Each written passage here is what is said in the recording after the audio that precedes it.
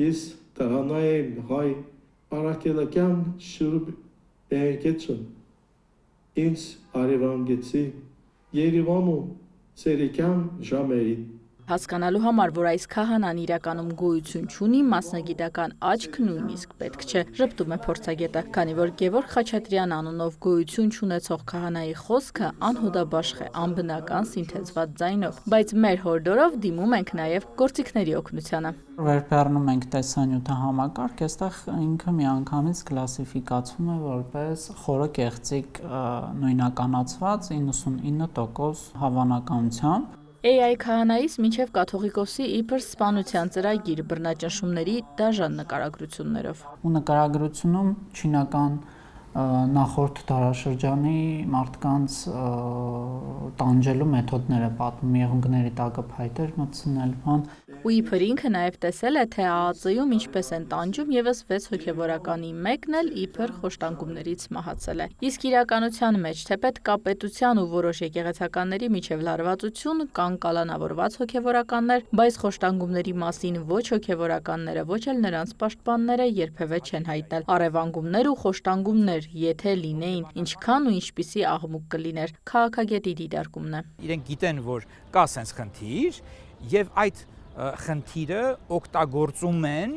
այդ խնդրին վերաբերող ապատեղեկատվություն տարածելու ավելի մեծ հնարավորություն կա, որ դա կազդի մարդկանց վրա, քան եւ ընդհանրապես խնդիր չլինի ու մեկ էլ հանկարծ, ասենք, այդ թեմայով ապատեղեկատվություն լինի։ Այդ կերպ անանուն աղբյուրի հղմամբ նաև հորինել են, թե կաթողիկոսին վերացնելու գաղտնի ծրագիր կա կեղծ մեղադրանքով կալանավորում, հետո մահացու ներարկում, որը կախտորոշվի իբր սրտի կաթված։ Առաջի հերթին հիբրիդային հարձակումները, հիբրիդային սպառնալիքները ուղղված են շահարկելու մարդկանց վախերը, մարդկանց էմոցիաները։ Սա հիբրիդային հարձակում է։ Այո։ Փորձագետն այսպես ծիծաղում է, քանի որ հարցի պատասխանը շատ ակներև է։ Իսկ նմանատիպ վիդեո ստեղծելու համար քանի րոպե է օրինակ պետք։ Պետք է մոտ մի երևի $50։ Ու քանի րոպե։ Ամսական կտրվածքով էլի դա։ Այդ ամսվա ընթացքում կարող է 10 հատ տեսանյութ գեներացնել, մոտավորապես դա կարող է տևել 15 րոպե։ Ամենատարածվածն է, երբ արհեստական բանականությանը տրվում է նկար, որևէ տեսանյութ ու որևէ բովանդակություն ու ինքն է փոփոխում, ընթերցում։ Մեկ այլ տարբերակ էլ կա, երբ որ ես ինքս ինձ կարող եմ նկարել խոսալով ու հետո փոխել ոնց որ կերպարը, որ ստացվի, որ ավելի արդյունավետ էլի, ինքը տեքստը լավ կարդում է, բայց ձայնն է ուրիշ ու դեմքն է ուրիշ։ Վերջին շրջանում ռուսալեզու եւ անգլալեզու մի շարք հարթակներում, այսպես ասած, հետաքննական հրապարակումներ են տարածվում։ Սա օրինակ փետրվարի 14-ին է տարածվել։ Տարածողը ռուսալեզու բռնաճնշումների դեմ պայքարի ֆոնդն է։ Էլեկտրոնային փոստի հասցենա ռուսական ու իրանք ներկայանում են որպես non-profit կազմակերպություն, որը պաշտպանում է Ռուսաստանի քաղաքացիներին, այսինքն իրանք նույնականացնում են, բայց այս կայքի մասին նաև նախկինում իրականացված հետաքննական փաստերի ստուգման լիքը բաներ կան, որտեղ որ արդեն վաղուց բացահայտված է, որ ռուսական ռազմական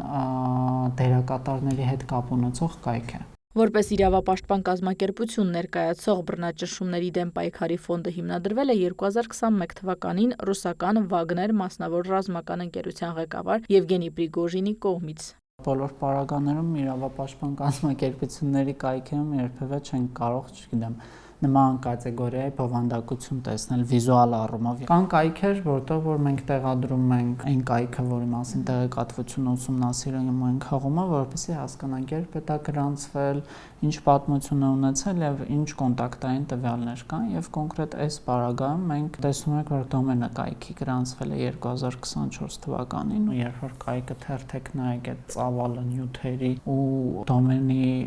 ձեռքբերման ամսաթիվը, կարող ենք ենթադրություն անել, որ չգիտեմ,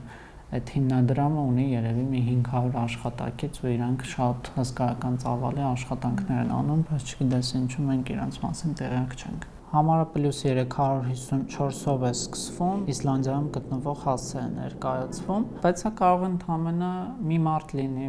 որին վարձել են, որպեսզի այնտեղից ինքը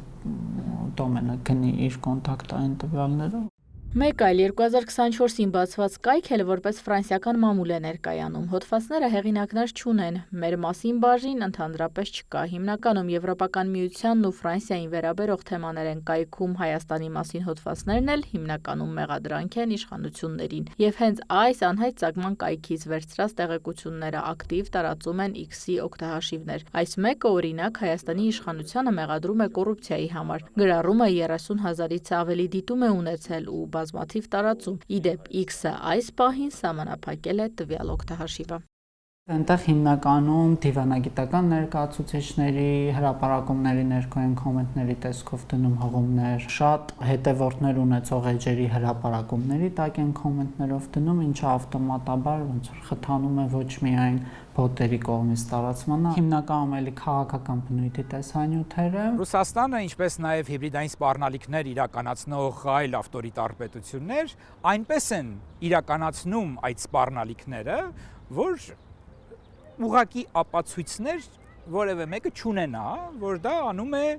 կոնկրետ պետության, կոնկրետ իշխանությունները համակարգված ձևով։ Այդպես օրինակ անգլալեզու մեկ այլ կայքում եւս հրապարակվում են այս ֆոնդի հոդվածները։ Հեղինակն էլ Լուկաս Լեյրոսն է, որը ներկայանում է որպես բրազիլացի լրագրող։ Բայց բոլոր հայտնաբերված դեպքերում այդ մարդիկ, լինեն դա բրազիլացի, իռլանդացի, չգիտեմ, գերմանացի, իսպանացի եւ այլն, այս կամ այն ձևով կապված են Կրեմլի հետ։ Եղել են նրանց կազմակերպած միջոցառումներին,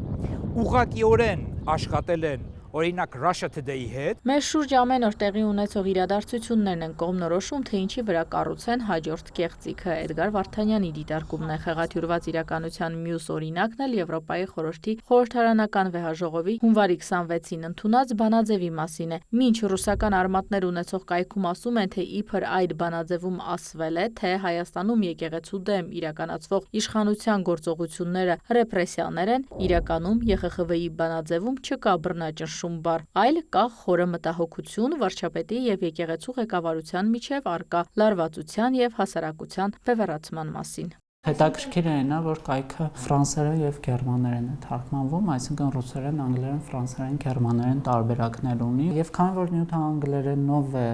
հանրահռչակվել, իր լսարանը պարզ է դառնում, որ Հայաստանի հասարակությունը չի, այլ արտաքին աշխարհը։ Իհարկե չխորանալով բացարձակապես քաղաքականության մեջ հասկանում ենք, որ դեռ նախընտրական քարոզարշավը չմեկնարկած արդեն ռուսաստանյան տարբեր ցանցային աղբյուրներ ոչ միայն աշխատում են Հայաստանի ներսում, այլ նաև Հայաստանից դուրս։ Էդգար Վարդանյանը չի բացառում, որ օտար լեզուներով այսպիսի ակտիվացումը կապված է նաև մայիսի 5-ին Երևանում սպասվող Հայաստան-ԵՄ գագաթնաժողովի հետ։ Իսկ այսպիսի բովանդակությունը կարող է հեղինակազրկել Հայաստանը։ Դա ուղղված է այն շրջանակների վրա, որոնք քաղաքականությամբ չեն հետաքրքրվում, միջազգային իրադարձություններով այդքան չեն հետաքրքրվում, միգուցե Հայաստանի տեղն էլ չգիտեն, որպեսզի նրանց մոտ ձևավորվի,